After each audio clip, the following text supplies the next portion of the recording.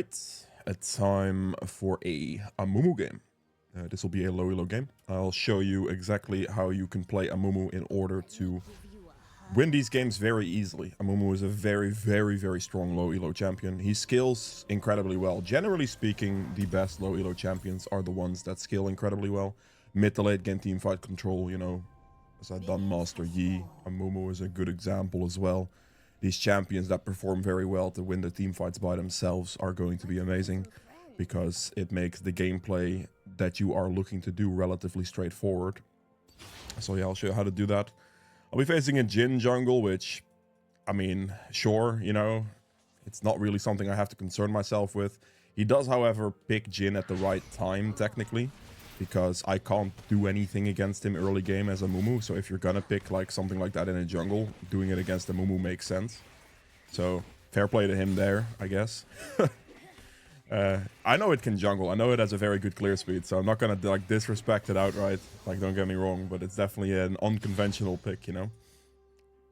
For Amumu, the best way you can start is either just starting on your bot side and getting a leash for like the double clear, right? For the like the double leash on bot lane potentially, but starting Raptors is just a lot more consistent against most champions, especially if you're this side of the map. If you are this side of the map, I pretty much always start Raptors, and if you are the other side of the map, I tend to actually start blue buff a lot of the time, because that will allow you to clear down. Well, like most champions won't really invade like this bot side as much.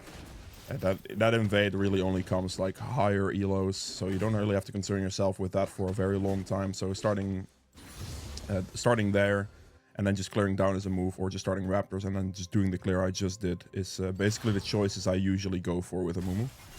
Okay, Jhin goes for an early level 3 gank. He gets killed. Very interesting. He goes for that gank, and then I guess like his bot lane just did not follow that up at all, and he just kind of died to the engage from both Misfortune and Camille. That's very interesting. Okay, I don't think he's happy about that one, you know. For me, I'm just doing Gromp first because this will spawn the Gromp in line with my Wolf spawn as well, and in this way I can have a better sequence for my next clear. So that is what I'm going to go for here. Try with your Qs to always keep a charge ready to go, basically. You can use them between camps to save yourself time with the movement, but always have one charge ready, because if the enemy jungler shows up or anything like that, you'd want to have a Q ready for that moment. And it's not really going to assist you too much in your camp, since it only does like 85 damage. It's more so for the mobility it provides, and then obviously the stun charges later against enemy champions.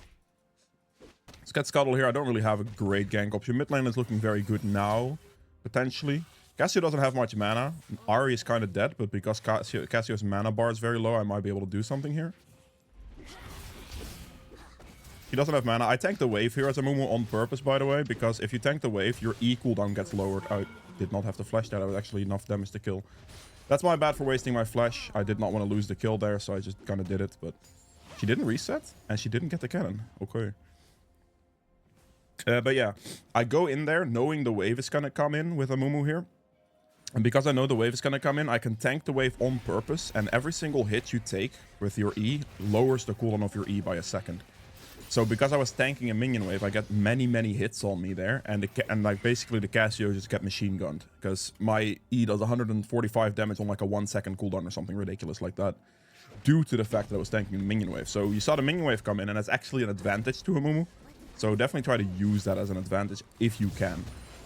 Because the Cassio had no mana as well, I was very much safe to do something like that, because she could never have enough resources to actually get through my entire HP bar either. So those things in combination there make a big difference and allowed me to just get him pretty easily. My buy is pretty slow here. There we go. That's fine. So now my Wolves and my Gromp are going to respawn. We have about 45 seconds on the Void Grubs I could play for here. Mid lane prio isn't looking great for that though. Let's do the Wolves and the Gromp first. Just get my camps cleared.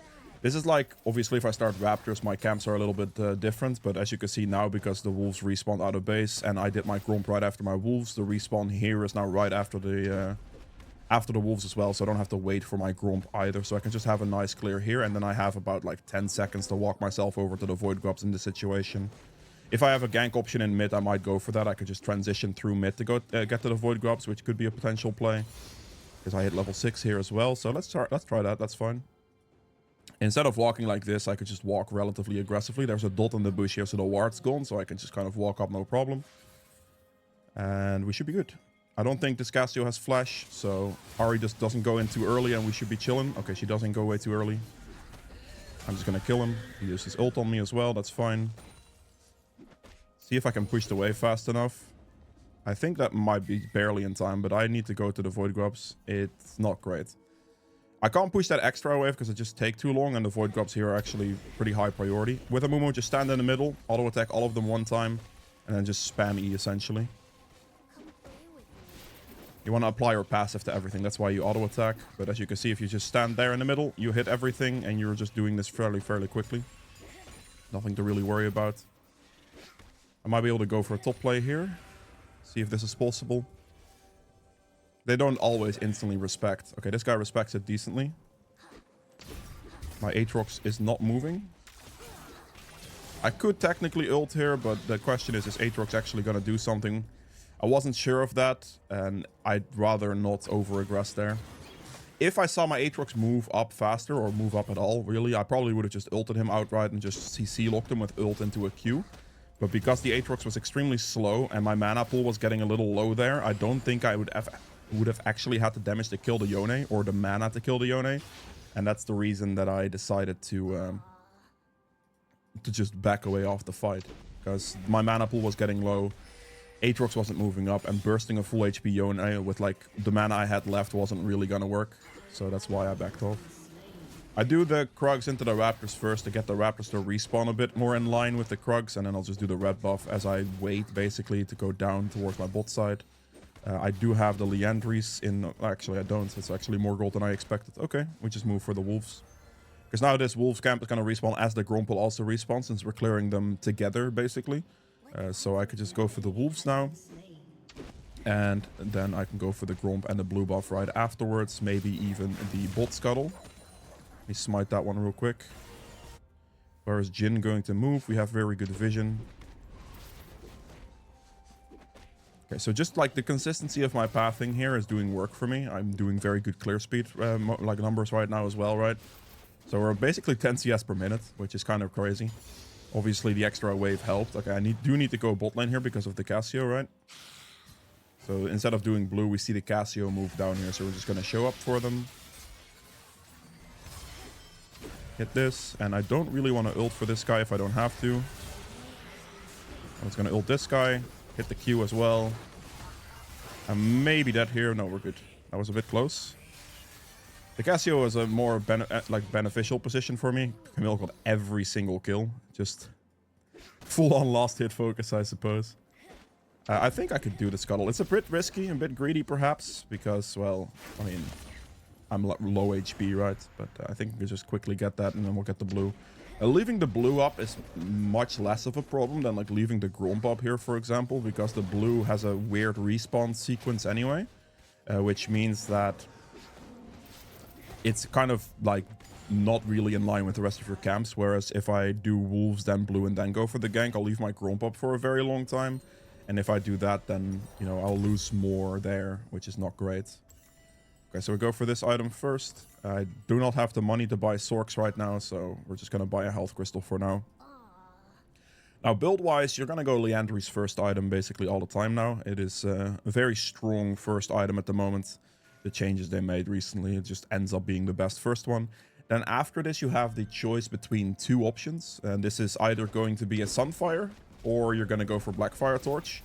And the choice is really up to you, honestly. Like, if you feel like you're doing great in a game, Blackfire Torch is going to provide you a lot more damage. Like, it simply just is.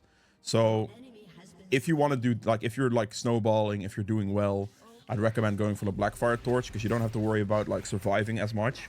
And you can just do a lot of damage with Blackfire Torch. Obviously, if you're like not doing as good, you know, going more defensive in the form of a Sunfire will benefit you more at that point. Okay, so there's a Jhin there because he hit the plant. Can I wait a little bit here? Just hit him. I don't have ult just yet, so we'll see what happens here. Okay, well, I missed my E, but he really had nowhere to go. I just, again, hit everything, and then we just stand in the middle and spam E, essentially. That's all we have to do. Just spam E. You'll kill the Void Grubs very, very quickly here. Very good. 6 Void Grubs, not bad. Don't think top's gonna happen. Yone is playing very safe. I might be able to get mid lane here, though. Cassio's gonna walk up to the turret, so I can sneak in with the wall behind to be out of vision, and then right at the end, throw a Q. Build her. Throw another Q. Oh, I missed that Q because she cleansed. That's kind of... I got thrown off there a little bit, I'm not gonna lie. Normally you can see C-Chain in that manner like I just did. You just throw the Q, you then ult, then you throw another Q as your ult CC is about to end, and then you will have a permanent CC lock on the target. And if you have something like Liandry's or just enough damage in general, you most likely one-shot set targets. So the Cassio basically just got absolutely murked by me, by myself, right? Like I already did like a last hit type situation, but yeah. The cleanse caught me off guard a little bit, made me miss my last Q though. Get the dragon here. I might be able to just Q. I do randomly hit something. I kind of figured he was going to be in that bush. Camille's going to be here to follow it up, so it shouldn't be a problem. Q again. Very good. Solid follow-up from the Camille. I figured they were going to walk up in that direction. And the Q was kind of blind, but... You know... Might as well give it a shot. If you feel like you can survive something like that, definitely give it a shot. Let's get this camp down while I wait for the potential dive here. Get the wave out of the way. Very good. Well timed. Good dive. Beautiful stuff. The big thing to note here as well is like no matter what here, I have 118 CS at like 12 minutes basically. So my farming tempo, because Amumu is so fast at it, and I'm using a Q for mobility, etc., is very, very high. I'm gonna not stick around for this too long because I need to actually defend my camps. Because I like just cannot afford to lose them basically. So now I can decide to go Sunfire or I can go Blackfire Torch. Now obviously in this situation a Blackfire Torch will be more beneficial to me because I'm actually doing quite well. I'm very, very strong in this position, so snowballing the damage with Blackfire Torch is going to make more sense than going more defensive with Sunfire. And that will also end up lowering my overall damage. So you can opt for the more aggressive version of this setup if you're doing quite well like I am right now. Obviously, even in a situation like this, you can still opt to go for Sunfire if you want to. That is completely fine. But Blackfire will provide more carry potential. So that is why I'm going for it. And I'll clear our camp so quickly that like going for Raptors or stuff first doesn't really matter. We just speed burn through this. And our entire jungle is up/respawning, so this is going to be good camp tempo for me to get. Do have a Rift Herald spawning here. Could contest that, potentially. I probably shouldn't give the Rift Herald for no reason here. Let's go over here. Engage on the Seraphine about here. I missed my Q, never mind. She didn't walk into it, unlucky. TP from Aatrox, okay. Oh, interesting. They're just like shoving mid instead. Cassio has like no mana, so I'm actually kind of chilling. That was kind of an annoying one because I had to deal with Cassio's BS first. She didn't have the mana to finish me there. Like she got close because I couldn't flash ult like I wanted to because of Cassio's grounding from her miasma. So I had to walk back out of it and I took a lot of free damage in the process. But because Cassio had such a low mana bar, I didn't think she was going to have enough damage output. Because of running out of mana, and which she did. Like, she was 1 or 2 E's away from killing me, and she just didn't have the mana for them anymore. Which is nice. That's, like, just kind of game knowledge on that, and I got kind of lucky as well, to be fair, but... Because I'm building quite a large amount of damage, I was able to one-shot them. What is his build? This guy is going Blackfire towards Jhin jungle. Is this something I just don't know about? I mean, it's not like he's having an amazing time, but I'm just confused, you know? Right, we have an advantage on the bot side of the map at the moment, so we're definitely going to try to look to take some camps here. Anytime you have an advantage over anyone, like your team is pressing forward, as you can see here, I definitely want to take the enemy jungler's camps as quickly as possible and as fast as, I like just as often as possible as well. So like any advantage you get where your laners are pushing forward in a situation, you should always try to look for the enemy jungler's camps. So I got his entire bot side quadrant, which is quite nice. I need to... I don't know if she has ult or not. I guess I'm face checking or like just straight walking into her face the entire time. Okay. I mean, she would have ulted by now, right? Like I was trying to dodge backwards initially, but then I would have assumed she would have ulted a long time ago.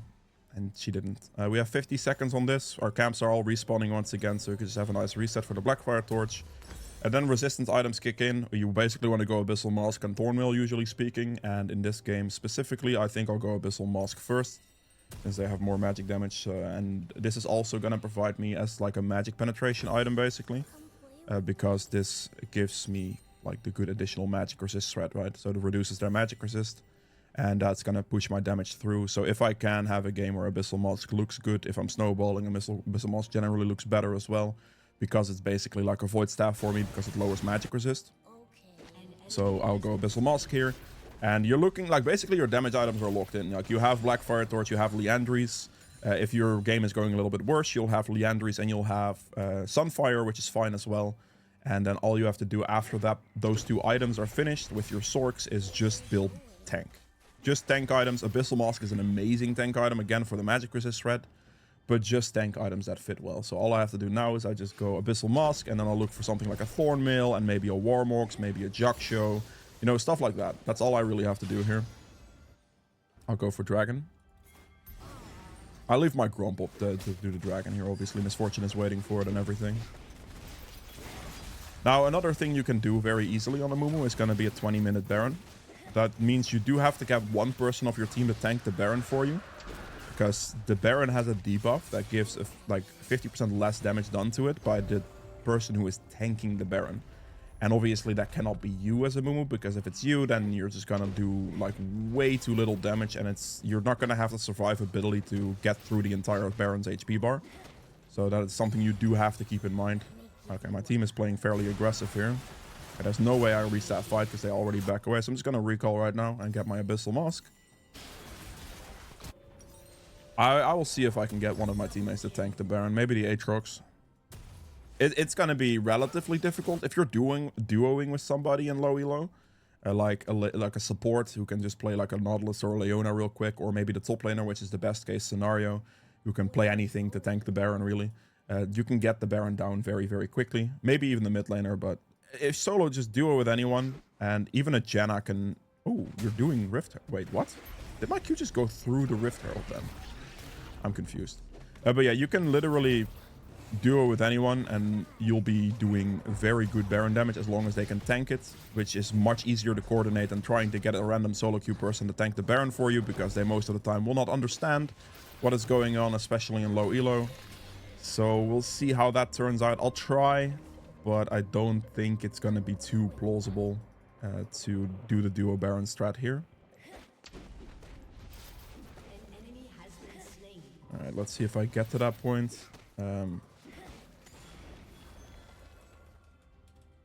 My chat's on party as well. That is awkward. Where is it? Where is it? Where is it? No, just do team is fine. Can one person tank Baron for me? Let me see if I can convince somebody to tank a Baron for me.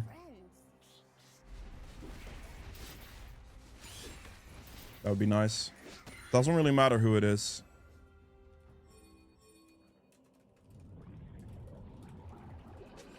Please tank it. I kind of want to solo this to show you, but like you're going to see the damage anyway. I just need someone to tank it for me who is not going to be me. The problem here is if I walk in melee range, it's going to be me, so I'm going to lose a lot of damage here. Please tank the Baron for me. We're going to step back to make sure I get the aggro, or I don't get the aggro. This is the buff that I have. Okay, I'm not getting... My damage is cut in half, all right? I'm still doing the most damage out of all of them, but this is a difficult strategy to get down, sadly. It's very unfortunate.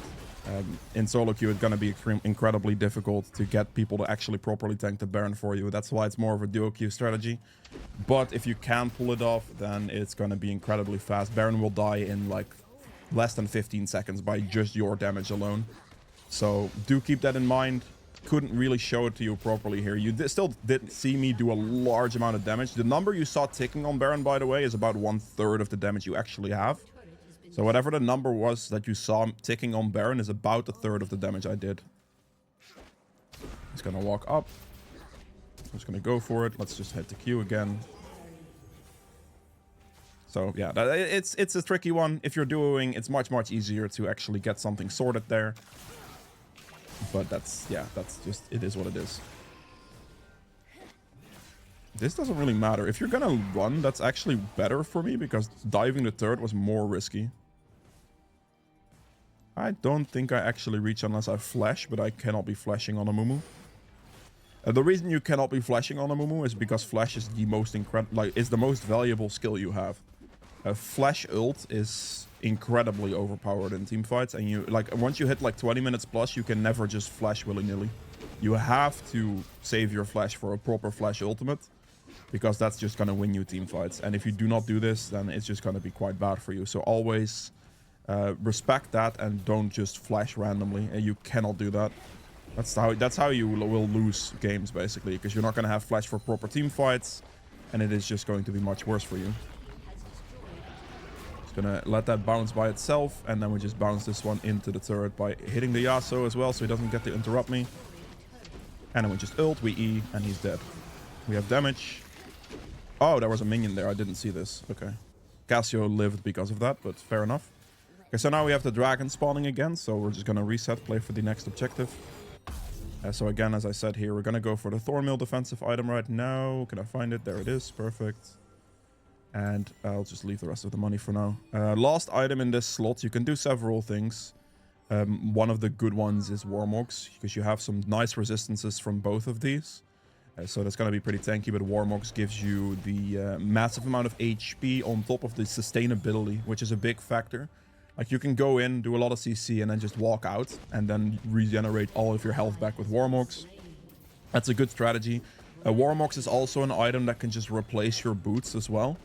So you'll have, you know, like at the very, let's say you build a Jug Show here, which is something that's very good in that slot, very good. Let's say you build a Jug Show in that slot, you can go Warmogs last in order to get the movement speed while selling the boots, because the flat magic penetration at the late stage of the game when you're finishing your build is going to be way less valuable for you. So that is definitely something that can be very good to sell your boots, because that compensates the movement speed. Another item that compensates the movement speed is Force of Nature. So if they are very heavy AP, then Force of Nature is obviously an amazing item. And you can just go like Force of Nature and Jug Show potentially, or Force of Nature and Warmogs as well, if the Jug Show doesn't end up being as valuable. Jug Show loses its value when the enemy team is very heavy towards one side of the damage output spectrum. So heavy AD or heavy AP.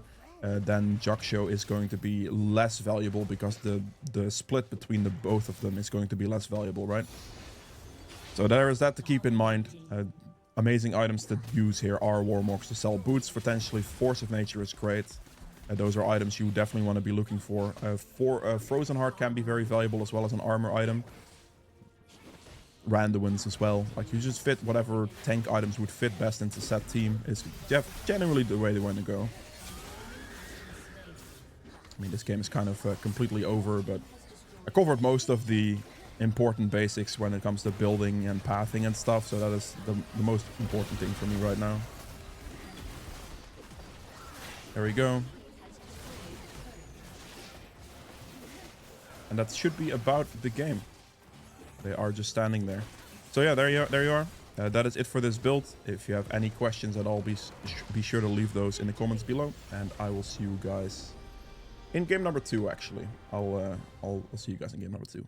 All right, before we get into game number 2 here, I quickly wanted to mention that more than half the people who watch my videos aren't actually subscribed. So if you are enjoying the content, a subscription would be greatly appreciated.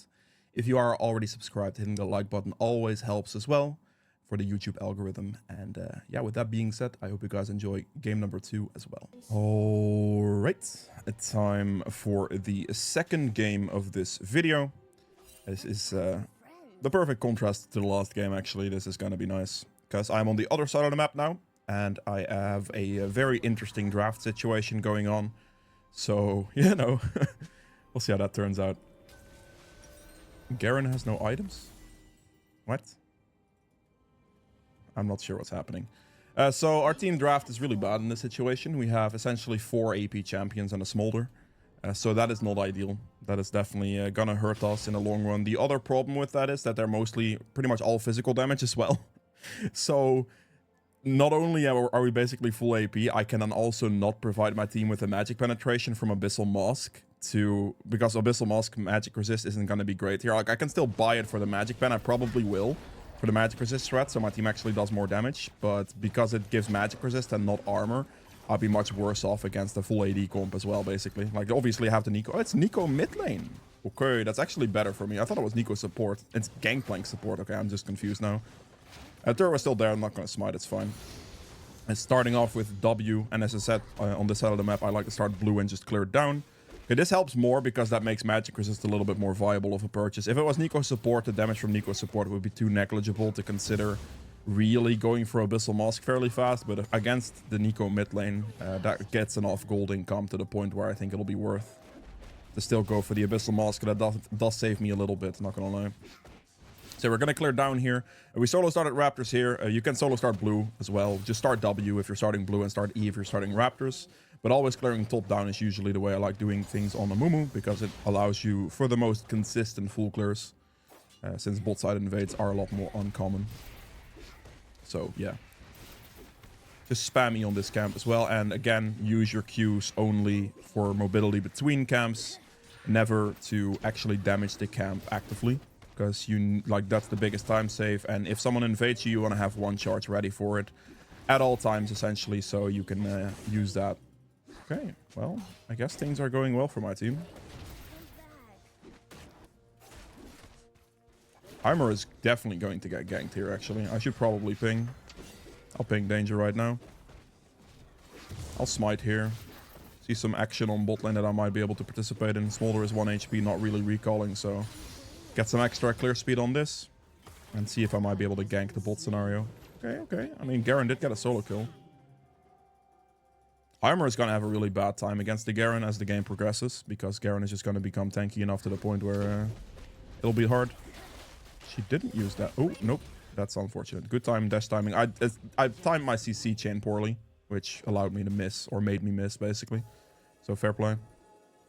We still have some seconds left here on the clock, so I can do the scuttle crab. I have to reset in time to catch my respawnable camps on top side. So, I'm gonna reset now. This way I'll have time to run out of base. Master Yi is top side mid. Just got Faded Ashes here. There it is. Perfect. This will always be a purchase you can afford on your first back, and that's always the thing you should purchase on your first back as well. Why is GP now top lane? What is happening?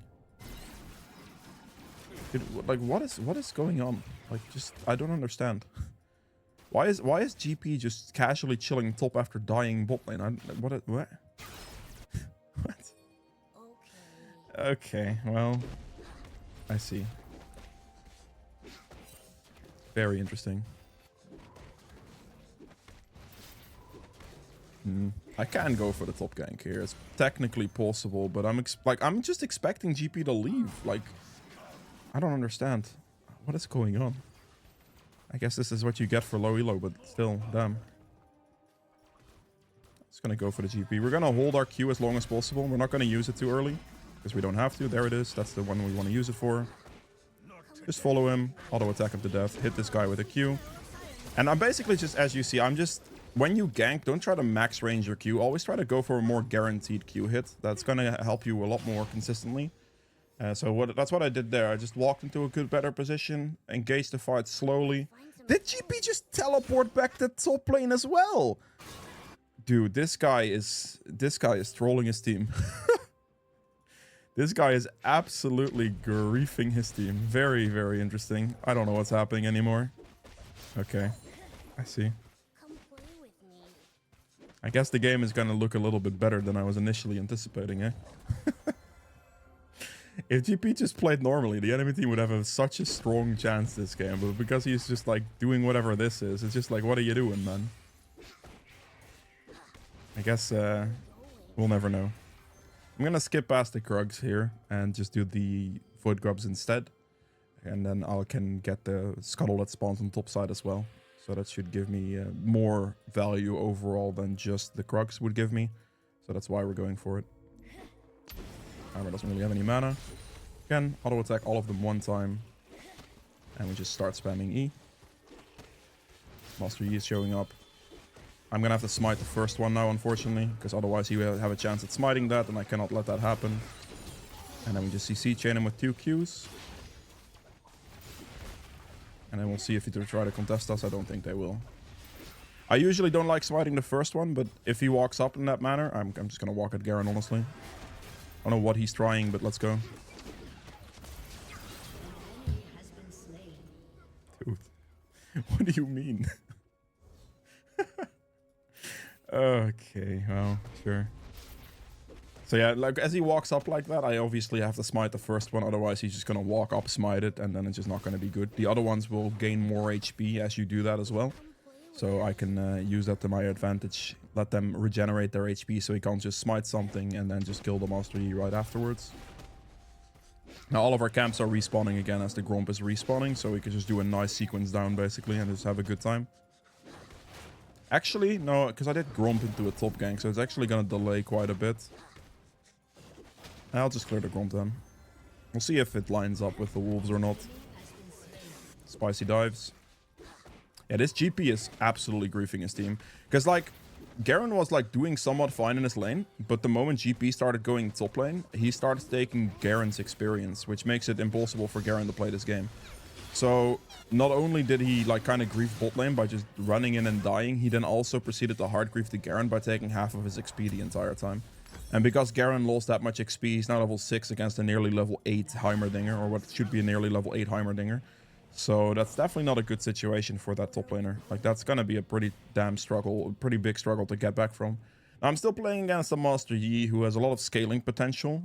This game is still absolutely losable, don't get me wrong, but this is a very big troll by the enemy support. Right here, I'm just making sure that I keep clearing my camps as consistently as possible. Like, basically, no matter what happens, I always want to make sure that I clear as efficiently as I can. Like, okay, he does hit the dragon there. That's good information to note.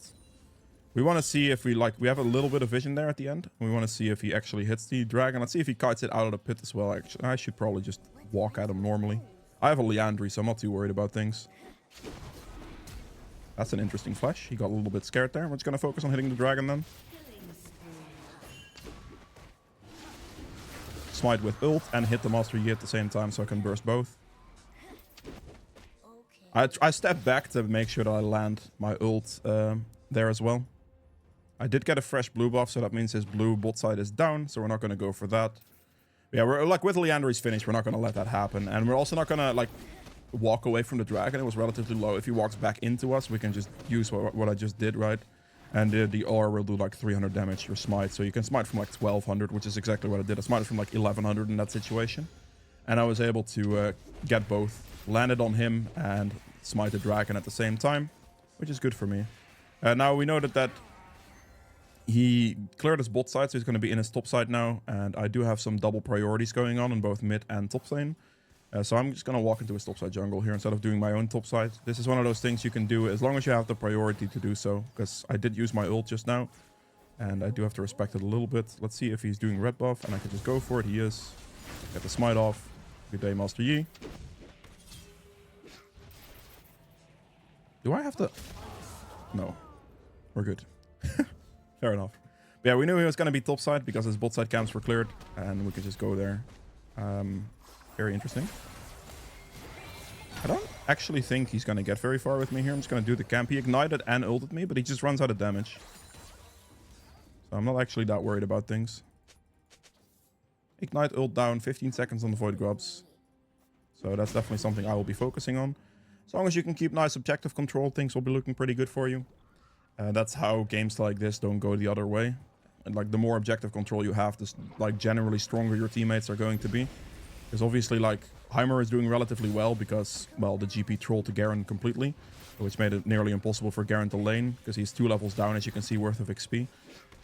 If GP didn't do that, Heimer may have been in more trouble. But most of the advantage, I think, is just on me right now, still. And if that is the case, then having the consistency of taking the objectives and making your teammate just stronger in general is going to be much better. It's good. Don't waste your ult for situations like that. Your ult's more valuable than that. Like, if I was forced to do it for the kill, I would, but it wasn't going to happen. Is Nico now taking the XP from Garen as well? Well, this Garen is getting absolutely shafted by his team. Like, it's crazy. It's just absolutely wild. That man just got denied, like, approximately 6 waves, 7 waves of just good XP. Crazy. I would not want to be this top laner in this game. This is like the nightmare situation. The Nico is still chilling there as well. So Garen is losing even more experience. Oh man, I feel bad for him. I really do. Like, this is absolutely just horrid for him, man. Like, level 10 against level 7 because people just keep taking his XP. Like, that's just crazy. Again, don't queue too early. You don't have to. Gonna let them walk into a position where I could just land a nice R. That's better. Oh, right. Okay, well, I forgot about the execution tactic. My Heimer also did 0 damage, so that's kind of my bad. I guess I'm turning my brain off just a smidge too much here. Now, usually, if this was like a more relatively even game, you know, I just go Sunfire here because it's too aggressive to go, or it doesn't make sense to go Blackfire Torch here, like I did the first game, because we are 4 AP champions on our side and they could just stack magic resist, and then the extra damage from that doesn't matter. So we would rather have the Sunfire in this game regardless of the situation, even though I'm doing quite well. 1, for the armor, because they're a heavy AD team, and 2, for the fact that the AP damage from Blackfire Torch is going to be wasted in a game state where you have a very nearly full AP comp. So, yeah, we're going for Sunfire in this scenario. I got a little overzealous there. I actually gave Garen a massive shutdown, which is a big throw on my end. I definitely thought I could do a bit more there, but the silence into me not being able to throw my abilities fast enough and getting them damaged by the both of them into an execution was a bit too much. So that's fair enough, I suppose. Let's walk up to this guy. Throw Q. Does block it. Fair play. Is my Akali going to do something? No? Nothing? Okay. She just looked at me. Very interesting. I don't know about this one, Samira. I feel like you don't win that. Zyra? Sure. Sure. Why not? Oh, let's just send it. Oh, nope. Okay. No Master Yi. I'm a bit low on health. This is a bit sketch, you know, I'm not gonna lie. Oh, there's the Master Yi. Hit him with the CC and walk backwards. Don't let him Q me. Oh, I'm trolling. I see. Why did I think that was the real one? Actually, like, tell me. I don't understand. I don't understand what I just, like, what went through my brain on that one. As he jumps up, you can Q, and then you fly back and fly back and forth to actually get on the objective. And we're just gonna do the dragon first here, obviously. I was a bit cringe on my end. I kind of just ulted nothing. Fair enough. I like how my team just refuses to help me with the objective as well, so I'm like at a risk of dying to a Samira rotation. Oh boy. Okay. I mean, I'm not worth a shutdown anymore, at least, so there's that, I suppose. That shutdown definitely helped Garen quite a bit, so I feel like Heimer might be... okay, he is chilling, it seems. Actually, never mind. Garen has a kill. Wait, he didn't go for that? Interesting. Let's take the reset here. Out of base. Get my topside camps. Do the wolves, clear everything up this way, and then just go for the Rift Herald. Trying to keep nice, smooth lines in our jungle camps. Not go back and forth too much. They might definitely go for a solid Rift Herald here. I guess we are throwing. And I guess the throw started with me. By trolling and giving Garen like 900 gold. So, my bad, I suppose. I mean, is he gonna be doing Rift Herald? Surely, right?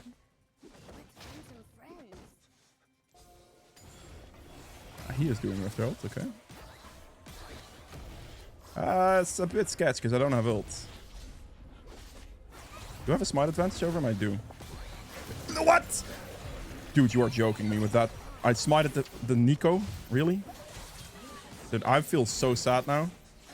Yeah, he had too much damage with his Bladed Rune King. If I just had ult, man. Like, I just needed my ult. Damn. Yeah, that's my bad.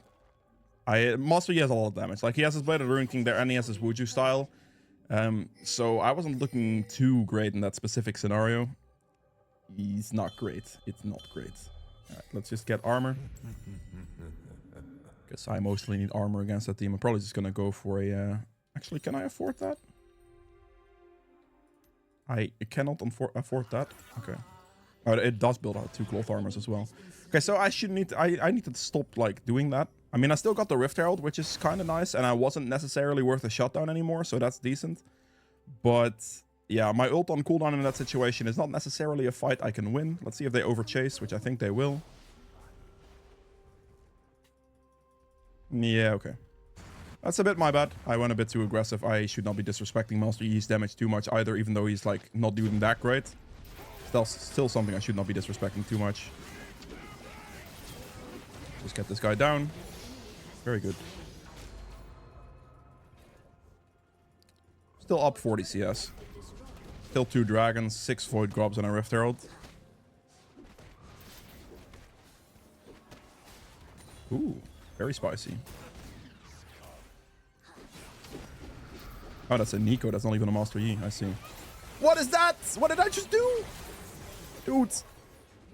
What was that cue? What is happening this game, man? Like, I feel like I'm just like... I don't know. Sure. Alright, so this Rift Herald, since this mid turret's already dead, should be used on either this turret or this turret for the most gold income. So that is what I'll be doing. His blue is up. We're just gonna, like, clear the wolves. Clear... Oh, he did my bot side camps, eh? Yes, he did. Very spicy. So yeah, his blue is up. We're gonna go for that, obviously. Do we want to deny him as much as possible? He ended up going for my bot side camps, which is fair enough. I'm gonna go here. I do not know if I can actually fight him right now. Okay, that's just my Grom, thank you. You smited that one, I'll take it.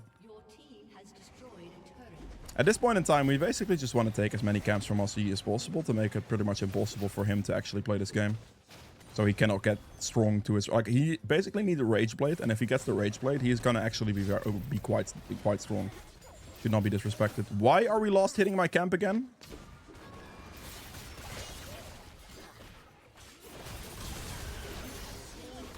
Do the GP. Maxing W here. Good. Just gonna go bolt. As I said, we go for the side turrets here. Try to catch the wave. The reason we go for this side turret is because the side turret is just worth, like, way more gold than this thing. So I'm just gonna go for pure gold income here. They're kind of dead, so it should be a free push. I have 6 void gobs as well. Need to wait for the wave. She ults, that's fine. I do have a Sunfire now, so I do not have to... I need to make sure I don't walk into melee range of Nico. If she walks into melee range of me, I get turret aggro. And I cannot let that happen. So we're just gonna hit this down. Get the 700 gold out of it and not over-aggress too much. We do have a dragon we want to play for. We need to keep our objective control as best we can. But yeah, they're right there. Don't walk into melee range and you can get the turret down. That's obviously Nico. Well, I mean...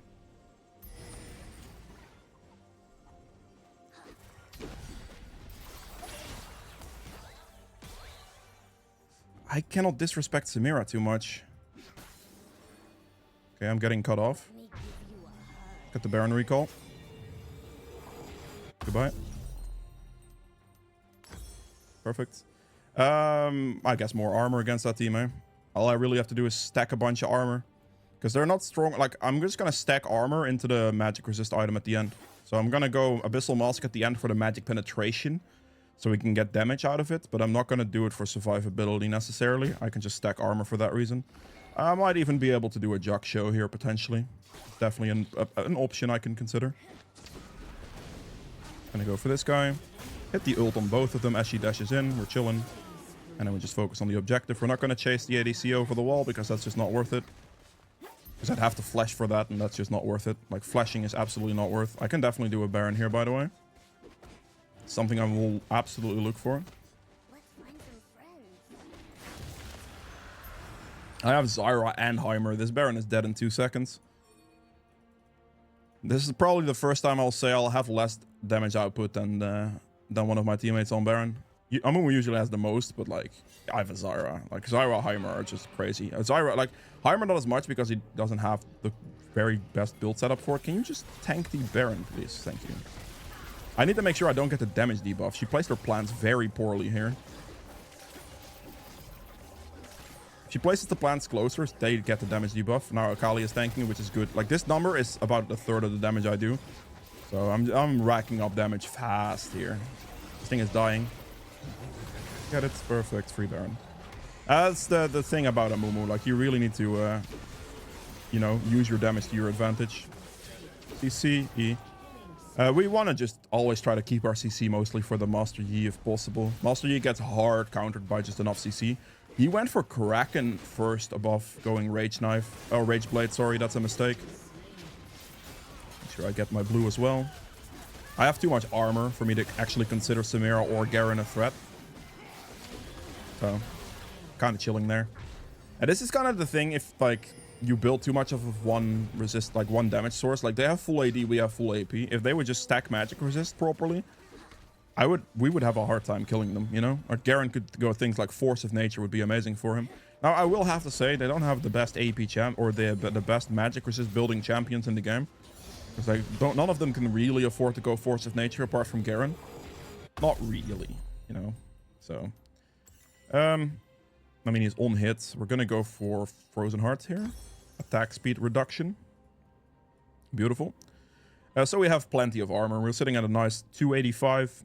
I can now decide whether I want to go for a Abyssal Mask or finish it with a Jaksho. Like, technically speaking, Jaksho would be enough resistances, like on the AP resistance department, right? Like enough damage blocked against Nico for it to be a good enough magic resist item. And then building Jaksho will up my massive amount of armor because it ups by a percentage, right? So that would be very good for my armor value. But I have to consider damage done here as well. Do I need the Abyssal Mask, right? Because the Abyssal Mask's magic penetration is very good against, well, with having 4 AP champs on your side. You need as much damage from your side as possible. However, this team doesn't really have much... they don't really have much magic resist at all. So I probably don't need it. So I most likely can just end up going for Jaksho instead and go like more defensive that way, if that makes sense. Because the extra damage isn't really required in this current game state, so I don't have to worry about that too much. Go for blue first to give my team blue buff there. It's kind of like a mini objective to go for. It's gonna get the inhibitor down. It's just Garen alive as well. Nice ult. I feel really bad for this Garen, man. Like, he got absolutely destroyed by his team. Alright, that's a good dodge, actually. I need to be respectful there at the end. I think one more double strike would have actually killed me. I'm not even memeing. I think that would have actually killed me. Is she chasing me? She seems to be chasing me. At this HP, I can't disrespect too much. The turrets are basically going to die to the minions, so that was kind of good. But I just need to back away. Don't overextend. It's kind of pointless. So I'm just going to end up going for Jaksho, since in this current game state, I simply do not need the magic resist. The damage, the magic penetration that badly, because we're doing quite well. So I'm not going to go for it. But if it did need the magic pen, I would absolutely go like Abyssal Mask, maybe even sooner. Maybe just straight after the Sunfire, I would go Abyssal Mask. To get the magic penetration in there, because we're a very heavy AP comp, and Abyssal Mask is just very good for that scenario because it reduces the enemy's magic resist. It's not like straight up penetration, it reduces their magic resist, so it scales for your teammates as well. So because my teammates can then, like, let's say Zyra builds a Void Staff here and I have the magic resist reduction, she'll have both. I obviously will not have the Void Staff at that point myself, but she'll have both, and that's what matters in letting your team do that additional damage. I will obviously have my own kind of magic penetration situation there, but as long as my teammates will then have both, as they are super heavy AP, it'll be very good. I'm obviously just waiting for the objective here, because getting Drake Soul is a very high priority. So that is exactly what we're going to be doing. I have 24 kill participation out of 38. I would say that's pretty good. As it jumps up, we Q, so we fly forward back instantly into the dragon. Zara plans damage, my damage, dragon dies fast. And now all we have to do is pull a classic Amumu and just flash ult into the 4 people and win the teamfight. Again, flash very valuable. Try to always use it for teamfight situations to get a nice flash ult position and never for anything else. Even if it might cost you your life and it allows you to win a teamfight right afterwards, it's generally worth winning the teamfight right afterwards. Unless you might be worth 1,000 gold shutdown, then flashing to survive is not necessarily a bad thing. There we go, that's pretty good. That should be enough. And we just hit and we just spam E because, well, they're all hitting me.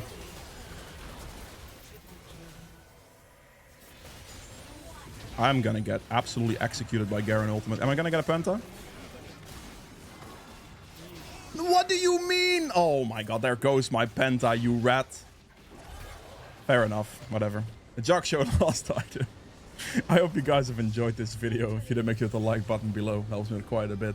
And I will see you guys in the endgame stats. Alright, so for the endgame stats for game number 1 here, I ended up doing 15.3k damage, which is the second highest. Not too bad. Aatrox did a good amount. True damage at 1700. We have objective damage at 70.2k. This is absolutely massive damage. As I said, Amumu does massive objective damage. Very, very strong. So that's good. Healing done, 15.4. Damage taken at 21.5. Self-mitigated at another 23.6. Gold earned at 14k, which is by far the most. A lot of this is just farming consistency. Amumu is very quick at it. If you use your Q for mobility between camps to save as much time as possible, you can hit very good numbers. I was close to 10 CS per minute on this one, so that's pretty solid. Actually, I was at 10 CS per minute, basically. Yeah, solid. Right, so for the build, in this situation, obviously we snowballed pretty well, so we went for the Blackfire Torch, and then Abyssal Mask, Thornmail, and then you're looking at like Jock Show at the end is usually something to go for, and then you can sell boots for maybe a Force of Nature, maybe a Warmox. Usually end up going for Warmox there, and then you'll have very good resistances with the Warmox regeneration and the compensation in the movement speed from that item as well to do well in your build here. Conqueror didn't heal me for anything really, but the adaptive damage is the main thing you want this for. It's very, very strong, so yeah, there we go for that. Trying for a bit of HP restoration, obviously not too much. Haste for the ability haste, this is very valuable alongside the ultimate hunter for the ability haste as well. You want to lower your ult cooldown as much as you can, so the ability haste value here is very good. A coup de grace for a bit of additional damage here, and an eyeball collection for the extra AP. And then moving into the stats for game number 2 here, I ended up doing 41.3k damage, which is the most by quite the margin. Not too bad. We have true damage done at 4k almost. Amumu is passive, that's a lot of true damage, by the way, if you're wondering where this true damage comes from. So yeah, we're on par with E, not too bad. Objective damage at 59k. Once again, very, very high objective damage. Amumu is very good at this. If you can coordinate the duo Baron with your duo Q, very hard to do in solo queue, but if you can do it in duo queue properly, then you'll have the chance to abuse that very easily, and the Baron will just die super, super fast, so you can cheese a lot of 20-minute Barons with Amumu and do well with that. Healing done at 15.6k, damage taken at 31.9, self-mitigated at 40k, very solid. Gold earned at 16k here as well, also very solid. For the runes, healing done this time at about 1,000. I was more active in team fights, obviously, so you get a bit more healing out of that deal. But the adaptive damage is still a lot more relevant. A lot more relevant here, and you don't see that. Triumph for 2800 HP, haste for the ability haste, alongside the ultimate hunter for the ability haste as well for your ult cooldown. A coup de grace for 1100 damage, and an eyeball collection for the extra AP, since that's just the best thing to take with the ultimate hunter. Build-wise, in this instance, obviously, it was a little bit different. I didn't go for the Blackfire Torch, I went for the Sunfire, which is just a fine choice, right? Like, you can do that pretty much any game you want anyway. But in this game specifically, we had 4 AP, so the Blackfire Torch would be wasted, and they were very heavy on AD, so just stacking armor is more valuable. There would be no reason, even if I'm doing well, for me to go Blackfire Torch in a game like this, so that's why I went for Sunfire. Sunfire can generally just be done as well, and just, yeah, that's completely fine. The build here for the rest is just pure armor items, because again, they were basically full AD. They had a Nico, who wasn't particularly strong. Obviously, if I needed the magic resist against the Nico, Abyssal Mask would be the item I instantly purchased because my team was full AP, and then a magic resist threat is going to give me extra damage. If the enemy team was building more magic resist themselves, I would also go Abyssal Mask for just the magic penetration by itself, even if the magic resist wasn't that good. Because we were so heavy AP, I would not have a choice. So if that ended up being the case, it is just what it is. I would have had to do it. Now here, finish this build out. If you're not going to go for the Abyssal Mask and like a full AD comp, just go for a Jaksho here. Generally, they tend to end up having some type of AP, so magic resist from the Jaksho can be good. But if you stack this much of run resistance, pretty much the best thing you can buy for resistance at that point is Jaksho, because it percentages it increases the resistance you have by a percentage, and there is really no other item in the game that can then give you as much armor into a team fight as Jaksho will be able to provide due to upping the amount of armor you have. So purely resistance-wise, Jaksho is always going to be the best, but also you have to consider the ability of your team to do some damage, and because of this game state, the Abyssal Mask was going to be very, very necessary potentially. So there is that. But in this game, I probably didn't need the Abyssal Mask, didn't have much magic resist, so I was kind of chilling, so I can go Jaksho here, and then at the end, potentially sell my boots for a Warmox. Selling your boots for an Abyssal Mask would be a bad idea, by the way. You would have to go Abyssal Mask here and then not go Jaksho, and maybe go like Warmox or Force of Nature in this position instead, because you need to compensate a decent amount of movement speed in order to like make selling your boots logical. If you don't compensate for movement speed, you're just going to be too slow, and then making any kind of good catch with your ult is going to be incredibly difficult. So a Warmox or a Force of Nature is basically a mandatory replacement, or just anything that provides you movement speed as the boots replacement in that slot. And I would have had to give up my Jaksho this game for an Abyssal Mask if I did need the magic penetration for my team. So there is that. If it was purely magic resist that was required of me, then I would still go to Jaksho, because it gives me a decent amount of magic resist to the point where it can be fine against just one AP opponent, so that would still be good. But because of the 4 AP on our side, I was kind of forced into potentially building the Abyssal Mask for that. With all of that being said, though, that was it for Amumu. I hope you guys have enjoyed this one. Hope you learned something. And if you did, make sure to like button below. And I'll see you guys tomorrow with another video. Bye.